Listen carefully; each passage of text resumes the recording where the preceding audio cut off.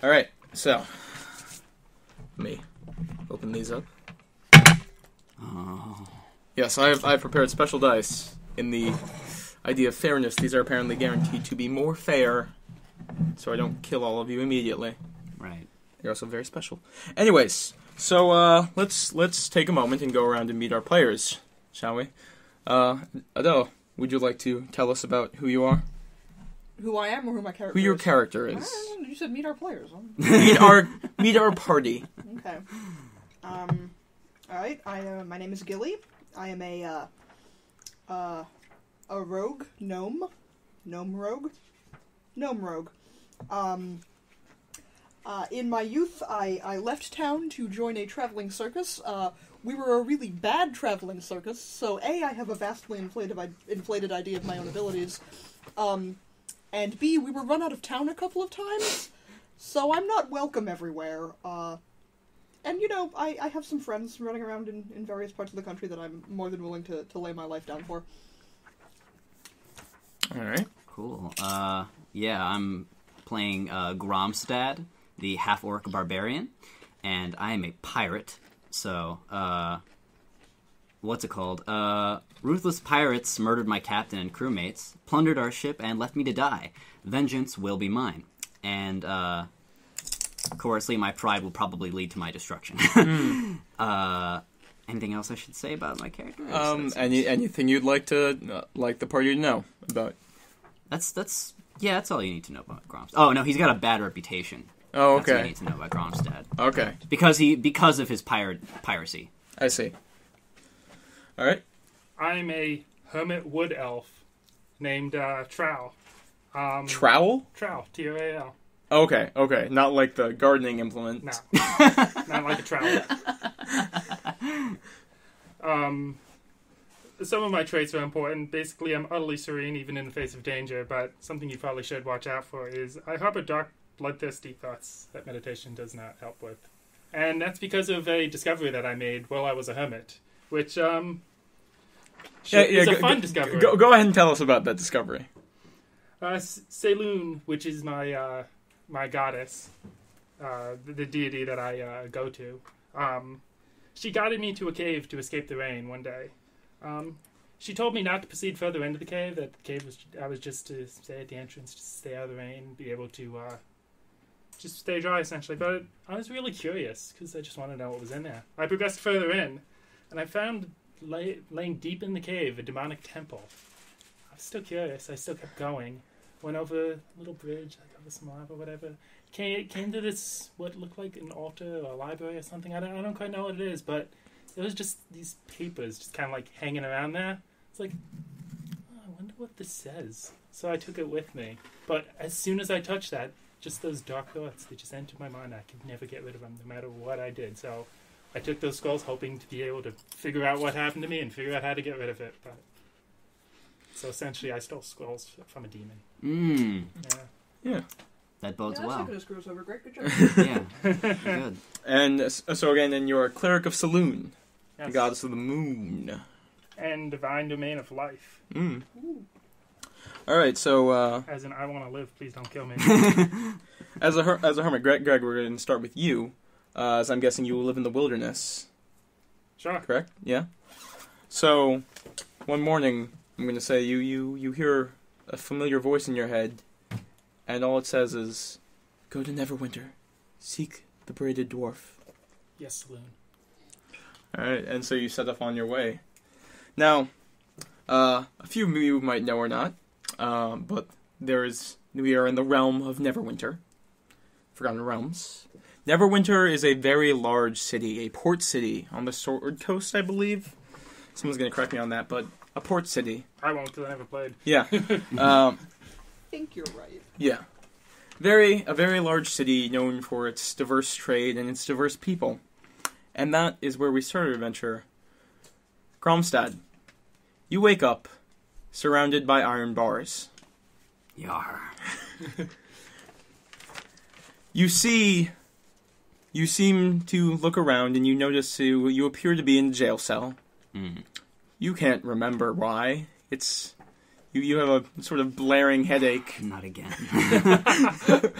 and you see squatting outside your jail cell as you are flat on your back, having just woken up, a dwarf squatting down outside and taking a look at you, and he looks a little something like this without his armament. Mm-hmm. So an unarmored dwarf. Yes. Yeah. And he looks like a jail guard, though. No. No? No. Okay. He's got various traveling packs on him. He doesn't look like a jail guard, but he squats down and takes a look and he goes, "You had a rough night, didn't ya?" Yar, you bet your ass I did. Yeah, I can. I saw ya.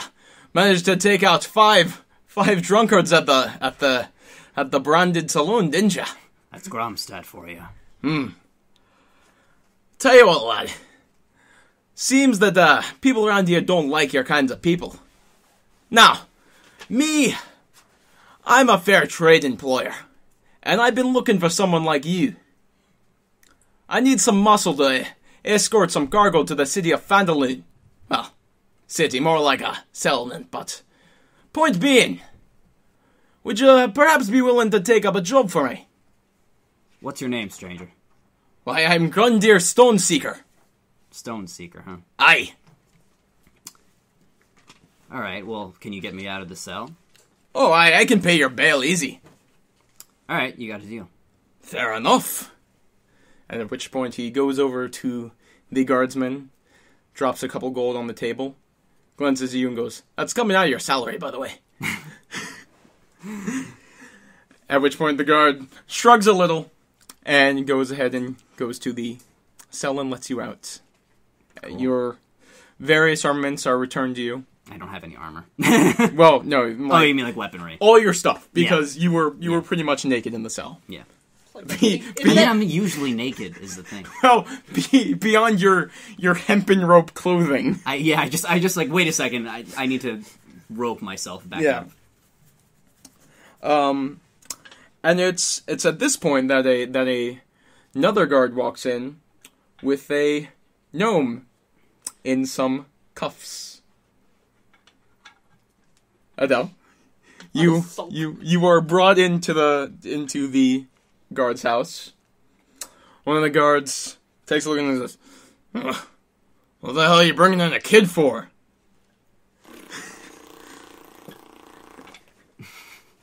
Okay. At which point the other guard gives him a look. Is like, no. Yeah, you heard of the Wrongland brothers? This is one of their troop. Rest of them managed to run off, but caught this gnome. I'm really the only one you caught? Well, maybe you should have run faster.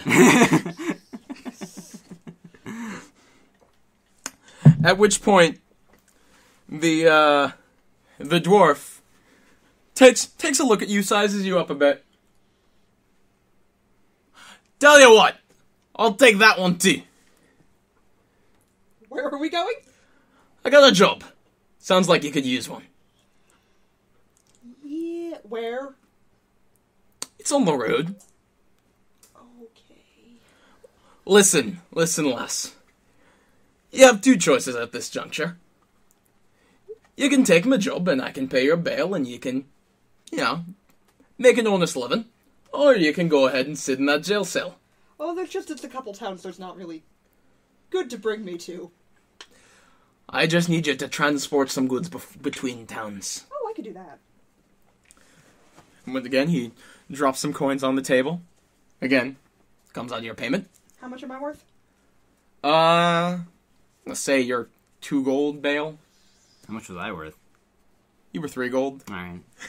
Yeah. Again, you were a violent offender. Yeah. You managed to beat up some people in a bar. Did, I'm gonna say, a decent amount of property damage, but a gold's a decent amount. Right. This is just a common thief. Yar. Really, the only reason the bail is so high is because of her associates. They don't actually care much about the gnome. They were just hoping that it might send a message to the Wrongling brothers. Okay. So the dwarf goes ahead and he walks out of out of the guard station. I assume you both follow him. As long as I get anything I had on me back, yeah. Yeah, I mean, you hadn't actually been processed yet, so most of your stuff beyond your... I assume you have some weapons. Yeah, those are tossed back to you. Your knife looks a little bit nicked. But beyond that, you're giving everything back, and the dwarf walks out. And you follow him, I assume. Yes. So he begins walking down the road, and he tells it, "Alright, so... very simple thing. Me and my brothers, we have some interest outside the city of the settlement of Phandelver. Now that you don't need to really concern yourselves with that. The point being is that I have some supplies I need transported to the town trader Barton. Yeah, you heard of Phandelver at all? Yes. Ah, okay. So then you know that it's a pretty small place, so they need lots of supplies and are willing to pay for them. So point being, I need to head out a bit earlier to get some stuff down, and I just need someone to take care of the cart, make sure everything goes as planned. Very simple, I'll pay you 10 gold. That doubles what I have, so I'm in. How far are we from Phandelver? It's about a 10-day journey. I've got 10 days Okay. worth of rations. So. Okay. And, by the way, just fun fact, weeks in the Forgotten Realms. 10 days. Really? Yeah. Huh. Yeah. Oh, I learned something today. The more you know. Add that to my knows how long a week is. Add that to my proficiencies. Calendars. So you were walking down the street, and go ahead and roll me a perception. 18. 18. Also 18. What do I add to that? Your wisdom modifier and perception proficiency if you have it. I believe you had a night. Plus 1, so 19. 1. Yeah. All right. So both of you manage to notice, in some of the alleys, some people who appear to be lurking and perhaps following. And all the meanwhile, Grundon, I believe his name is. I don't know. Grundir, for the moment, we'll call him. Character names are meh. Stoneseeker. Are not important. Stoneseeker. I'll call Stoneseeker. him. Grundon is just blathering on and on about how he and his brothers have this big opportunity and how it's going to pay off. Mm-hmm. And so what do you do with this juncture? You see about 4 people sort of skulking around. I tell Stoneseeker about, I say, Mr. Stoneseeker, sir. Aye, what is it? There appear to be, and I sort of point him in the direction subtly to make sure that, not to cause enough attention, but to show him that we are being followed. Well, fair enough, lads. Seems like you've got a bit more of an audition than I had planned. Got some enemies? Yeah, you know, everyone wants to take advantage of a start-up business. I may have also been bragging a bit in the taverns last night. You know how it is. Well, you know how it is. I do know how it is. You're a dwarf after my own heart. Hey. At which point, the ruffians who appeared to be following you notice that they've been spotted and step out of alleys. And one of them glances at you and goes, "Roll initiative." And says roll initiative to me? No. But I'm telling you to roll initiative. Okay. Ooh. 9. All right. So, 6. get this down. Wow, you guys are I slow. rolled a 4. Greg, go ahead and roll me initiative as well. With D20. what? D20? Okay. D20, and add your dexterity modifier. 20. Okay, great. Not natural. All right. So 20 Can you from. crit on a dex roll? I mean, you can if it's a like. On like an initiative check? On like skill checks, like it doesn't guarantee he goes first, but it's like so it was just a straight 20. No, 18 plus 2. Okay, but I'm saying your got 20. 20.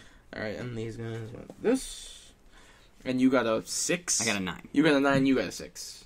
All right. So, alright. So, the, Real quick, can you describe these ruffians, like what they look like? Human. they're all appear to be human. They're sort of, they don't look particularly intimidating. They seem like they're sort of just your typical town thugs who are just like, well, here's So, kind of like the guys I beat up last night. a little bit like the guys you beat up last night. One of them also appears to have a black eye that's roughly half orc fist size. So they look like just hired. Hired if that. Like they seem like just your typical like. Right. They want some money. 4 of them. There's 4 of them. It's the brute squad. It's your typical town thugs. Okay. They're just looking to make some money and thought it was a good idea to accost the dwarf talking about how rich he was going to be. Oh, well, we're being mugged. Okay. We're in the middle of town, correct? You're walking down some alleys. Walking down some alleys. Okay. Yeah. So, Because the dwarf has he has his own way of getting to his various taverns that he wants to get to. So you're not in the middle of town square. They're like, I mean, there are a couple people who see the guys and sort of head off in the other direction. Stoneseeker, how cool are you with cold-blooded murder? Well, I mean, I suppose if it comes to it, it's just in self-defense. Okay, then. He said it. Self-defense, not me. I withhold judgment for the time being. When you find me, I have dark thoughts. I really want to get them out. Well, funny as you say this, Greg, because you've made it to the town of Neverwinter. It's been a few days on the road, and you've entered, and you've been asking around for the braided dwarf, which actually turned out to be a bar name. So someone's directed you down an alley, at which point you see these 4 rough-looking hooligans sort of step out from these alleys and accost what looks to be like a very large man brandishing an axe. A great axe. Roll me a perception real quick. Ow. It's a wisdom roll, and then if you have perception, you add your proficiency bonus. What do I use for a wisdom roll? You roll a d20. You're going to be Okay. rolling a 20 unless you are using a weapon. Okay. Pretty much exclusively. Okay. 13. We're not making percentile Plus checks 3. anymore, right? 16. Okay, and a gnome and a dwarf who appears to have a large braid down his beard. Percentile checks aren't a thing anymore, right? They might be on like some tables, but not very much. Okay, I wanted to make sure I hadn't let you Yeah. like. And Greg, it is your turn. What do you do? I don't know how I'm supposed to progress here. Well, what would you like to do is what I'm asking. Would you like to engage or anything? Here, if you need a list of actions you can do on your turn, I can pull that up for you. Sorry, well, listen, Greg, you had to roll a 20. So, here are your sort of action. Your turn in combat consists of an action and a movement. So you can move and do your action, you can do your action, you can movement, you can move part of your speed, do your action, and then move the rest of your speed. Thing is, I don't really know these people, so I think I'm going to use Mask of Wild and kind of just like hide in the darkness a little bit. Alright. Just see what's going on. Alright. At which point the ruffians go. Or do I have to make a check for that? You make a stealth check, I believe. Your hide in the wild lets you hide, right? Yeah, and even in lightly obscured. All right. I mean, we're all distracted. I assume you. Oh, so Yeah, I don't mean, like, even need if- that. So, so what check do I make? It's going to be a stealth check or a hide check if it's on the character Stealth, it says. sheet. All right, so it's a stealth check. So that's, I believe, dexterity. Yeah. Okay. Yeah. So make a dexterity roll, and then if you are you trained in stealth? No. Okay, so just add your dexterity modifier. Wow. Okay. Yeah. Thank Yeah. So I'm gonna do what Mike Jordan did. Next week I'm just gonna roll ones. Oh, is this it? It was underneath the table? No, that's mine. Oh, there you Yeah, go. there was just a water under the table. Yeah, that's so. fine, because I'm sitting on the floor. All right, so yeah, you hide and sort of look on, and as these ruffians approach the two what appear to be bodyguards to you of this dwarf with a large braid in his beard, and they pull out basically just short clubs, and they're like, "All right, give up your money, you damn dwarf!" And then they sort of hit at you because they want to hit the dwarf, but you're standing in front of him. Right, okay. So, what's your armor class? 13. 13. Alright. No. 2 strike at you, and actually, you're a big dude and you basically look like a child. 3 strike at you, and 1 who looks like a little bit more novelty and unsure of himself. He goes ahead and strikes out at the gnome. Okay. God, no. Alright, one of them tries to swing at you and flings his club off into the distance and just sort of looks down and goes, get him! Third one. Wow, no. Wait, that's 3 attacks? That's 3. Yeah, these are 3 separate attacks from 2 different characters. There are 3 ruffians hitting at you. Yeah. Yes. All 3 of them have missed. Okay. So they just sort of stood there, but they're kind of intimidated by the half-orc with the great axe, and they feel, it seems like they didn't actually plan this through. Right. Like, they more just were like, maybe we can get some gold. Their hearts aren't in it. We are hungry and poor souls and need food, and we're gonna mug a dwarf for it. God, I need to find a better rolling surface, because I don't want to just roll on the table. But, oh well. Here, do you want the box? Yeah, box would be great. You want a mouse pad? No. Excellent. Alright. So, and then the knobbly one, and takes his hit at the gnome. What's your armor class? 11. Wow. Yeah, these ruffians. They suck. Yeah, it's almost like they're just some townies. It's almost like they're street thugs. Yeah. So yeah, they sort of give each We other. don't even move. They just all kind of like miss. Yeah, like they see like the knobbly one's like, I couldn't even hit the gnome. Is it a free action to sort of stare at them like, are you sure you're doing this right? Yeah, I was gonna say, I look at the one who threw the club, just kind of like, It is a free action to stare awkwardly at them. okay, Free yeah. action to give them a sort of judgmental side eye, like. And at which point, so they all sort of look at each other and shrug and go, oh no, I thought you could do it. At which point is it your turn, Taylor? Okay, well, self-defense. The one who threw the club, the one who threw the club is closest to me, correct? I would Yes. imagine. Yeah. Okay, so I don't need to move for that. No. Okay, so I'm just gonna take my great axe and just swing it at him. Okay. That's 16. Yeah, alright. Roll me that. So D12 plus 3 slashing. That's 10 damage. You cleave him in twain. And damn. All right. And then I say yar. To look impressed. And the ruffians just they sort of look at each other and go, Jake! Would you like to do anything else now that you've murdered this man? I just kind of like, you know. You should roar.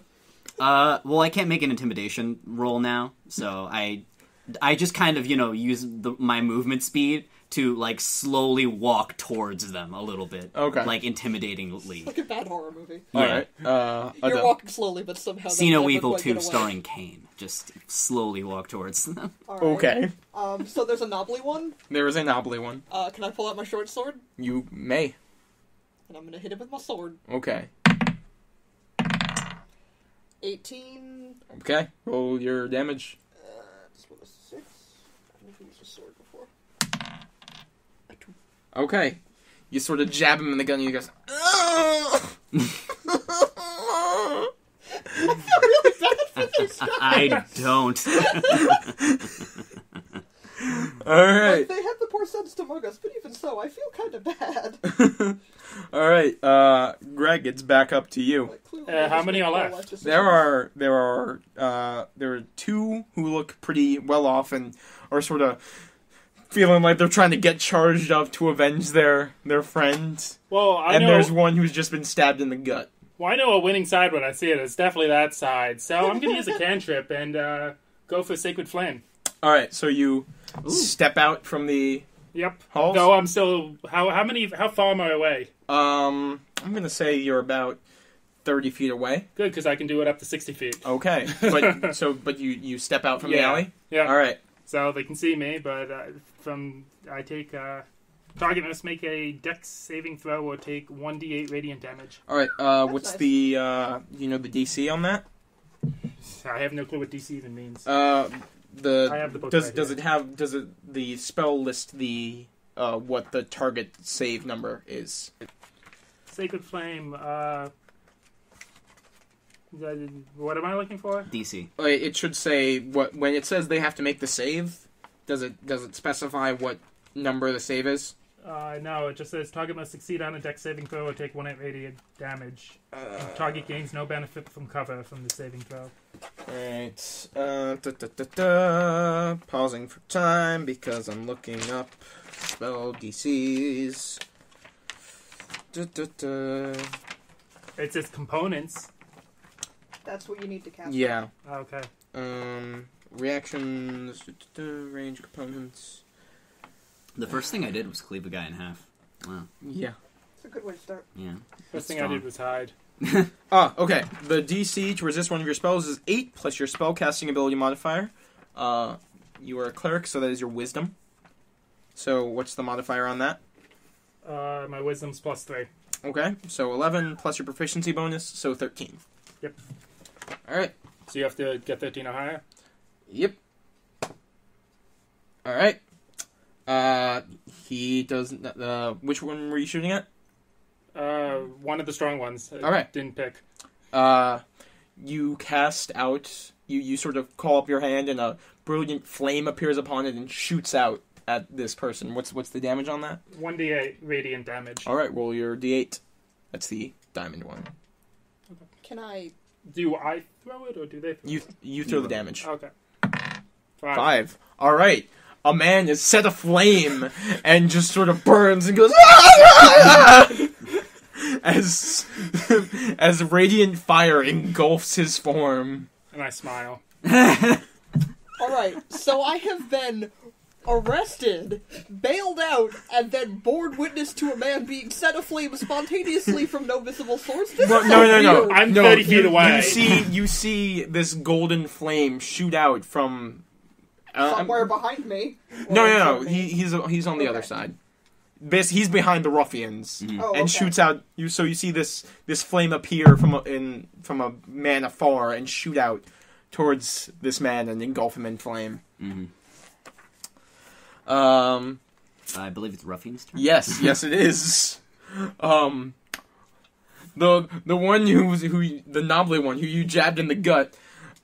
A surprising look of resolve appears on his face, and he goes, "You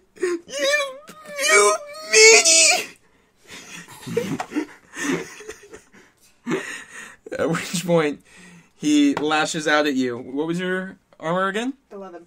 11. All right, and he managed to get you with his club. Okay.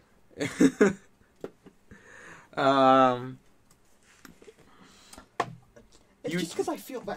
Yes, In your moment of weakness. you were overcome by your A guy sympathy. spontaneously combusting in Yeah. front of you. That or too. the guy spontaneously combusting. You in front of take me. 3 damage, Yeah, okay. and the other one looks at you and says, "I don't know how you did that, but this is for Jake and for Ronald." Ronald was the one who was set aflame. Okay. No. Clearly didn't actually care about Robert. He looks more than a little shaken. Like he's trembling. He honestly doesn't look like he knows what else to do at this point. Cause what the fuck, man? All What right. the fuck? Are those all the Ruffians? That is all the remaining ruffians. Just the 2 of them. All right. Well, the one that just tried to do that and did not, I am going to slice him vertically in half. Okay. That's 11. All right, you hit him. Roll your damage. Actually, you said you do +3 Plus 3 to what? What do you mean? to your damage. Yeah. Okay. Is that 9? That's 9 plus... Yeah, you 9 plus chop 8, him in that's 12. fucking half. Cool. I just slice the dude in half, vertically. Yeah. He's like, Jake, Donald! And then just... Ronald, not Donald. Oh, yeah. It's Ronald. No, I said, okay. We don't care about the names. They're dead. Yeah, All they're dead. All right. It's at which point. There's just the knobbly one, correct? Yeah, there's the knobbly one who's bleeding out of his gut and looks really fucking. I'm afraid covered right in now. blood, and I just kind of like at the fucking knobbly one. At which point it's Adele's turn. Or what's your character's name again? Gilly. Gilly. I stab him. I actually probably do not succeed in stabbing him. That is...